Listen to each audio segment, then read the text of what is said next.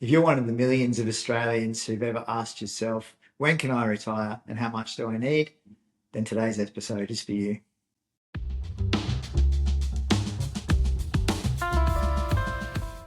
Welcome to the Evalesco Healthy, Wealthy and Happy podcast. My name is Jeff Thurrock. I'm the CEO of Evalesco Financial Services. And today I've been let loose on my own to talk about the two most common retirement questions. When can I retire and how much is enough?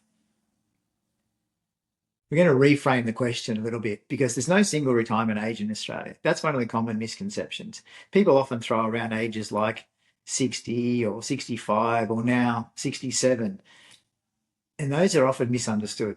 So 60 used to be a traditional retirement age in previous generations. It is when you may be able to start accessing some of your superannuation under certain circumstances. 65 then became a popular number because super was more easily accessed, and it was at one stage the age at which you could access retirement benefits like Centrelink and aged pension benefits. But now that has moved to 67. However, retirement decisions are personal. They're not rules-based, and retirement shouldn't be about an age. It should be more defined by what is right for you. When we look at when people should retire or when I can retire, it's really about your lifestyle goals mattering a lot more than legislation. It's about, do you know what you're going to do in retirement? People often know what they want to retire from, but they're not really clear on what they want to retire to. So it's really important to start thinking about what you would like to do in retirement, as well as what you want to stop doing. When it comes to how much is enough, the answer is probably, as you would predict, it depends. So retirement spending is really very personal. Things that come into mind are travel expectations. A lot of people think about when they retire, they would like to travel a lot more. Would you like to travel in a caravanning around Australia? Would you like to go camping? Or would you like to have a 5-star trip overseas every year? Is really a big range of outcomes that are required if you've got some of those different sorts of goals. Another thing that comes into play when you think about how much is housing. So do you own your home outright, debt-free? Do you have a mortgage on that house, or are you still renting? Because the costs associated with continuing to do that in retirement vary quite a lot. Spending habits also don't switch off overnight. So thinking about how much money you've been spending in the run-up to retirement really does give you a good gauge in how much you might need to spend when you do retire. It does come back to if you've been helping your children out with ongoing expenses and they're off your hands by the time you retire, maybe you can reduce your expenses a little bit.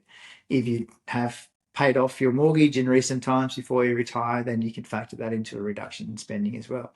However, a lot of your day-to-day expenses will likely be reasonably similar. Another big question is, will you be supporting your children or other family members throughout your retirement? If that's an important goal for you, or if that's a reality of your situation, then that needs to be factored in, and therefore you will need more money in retirement than if that wasn't one of the things that you needed to address. So we've been working in helping people to retire for a long time. We've been involved with helping hundreds of people over the years to enter retirement, and some find that they need money to allow them to live well on $60,000 a year, and they're very happy with that. Other clients couldn't possibly get by on less than $200,000 a year because that's what their goals and their requirements necessitate for them. There are some good benchmarks, though, that we can use to really start the conversation. It's not the be-all and end-all of the conversation. So ASPA has the retirement standard, which is a starting point. So they say a comfortable retirement for somebody who's single, they will need $54,840 a year in income. Or if they're going to retire at age 67, that would equate to a lump sum of about $630,000, typically in super, but also potentially in other retirement assets. For a couple who want a comfortable retirement, ASPA says they will need $77,375 a year, or a lump sum of about $730,000. Now, comfortable retirement may mean different things to different people. We have a lot of our clients who I think they're humbly aspirational. So those comfortable levels of income are probably a little bit lower than what many of our clients would anticipate.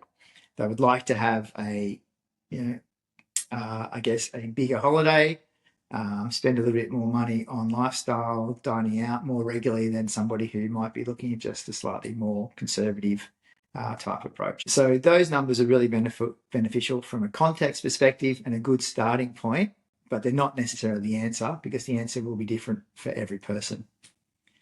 Other things that we think about are more commonly these days, people talk about making work optional.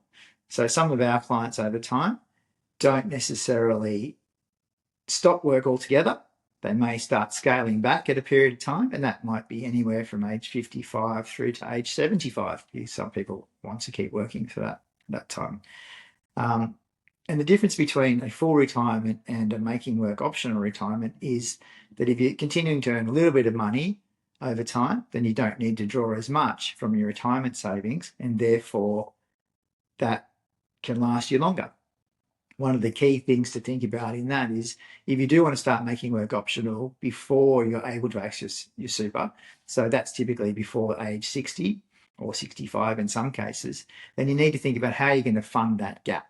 So there's going to be a time frame between when you stop work at say 55 and when you can start drawing on your super. So have you prepared for that by putting some money in the bank, by having access to some passive income from investments like property or shares to make sure you can get through to that super access age when many more people will have access to a larger lump sum. So where we see that advice really plays a part is that advice turns the numbers into lifestyle. So we actually reverse engineer it typically and start with what are the real life decisions that you would like to make about what you need to do for your retirement phase. So that can be right now, what are you going to do? How much money do you need to make that happen? So do you need some money to pay out your debt, or do you need some money to fund your lifestyle before you get to super access age? But then looking through to how much you're going to be able to achieve from your assets over a number of years through to life expectancy to make sure that your money lasts you, and that can help you to make some decisions. So we think about things in the way of savings buckets. So having money for different timeframes are really important as a protection mechanism, but also to know that you've got the money allocated. We talk about in the lead up to your retirement, things like paying off your mortgage or putting money into investments or into super. How does that fit into your strategy? And ultimately, there isn't any single right strategy. It comes down to what you are trying to achieve. So ultimately, when we come back to the main question in wrapping up, when can I retire? You could retire at a time that you choose if you've put in place the plans and you know what your goals are and you know how you're going to achieve that. There isn't a definitive time frame. There isn't an age. It isn't based on when you were born. It is based on when you're prepared and ready to retire. And how much do you need? Again, it depends, but starting with a comfortable retirement for a couple of around $77,000 a year in income is a great place to anchor that conversation. Everybody's different. Everybody's lifestyle needs, everybody's goals will be different. So it's really important that you do seek advice when you're coming up to this really important milestone and make sure that it works for you and you can have a healthy, wealthy, and happy retirement. Thanks for listening today.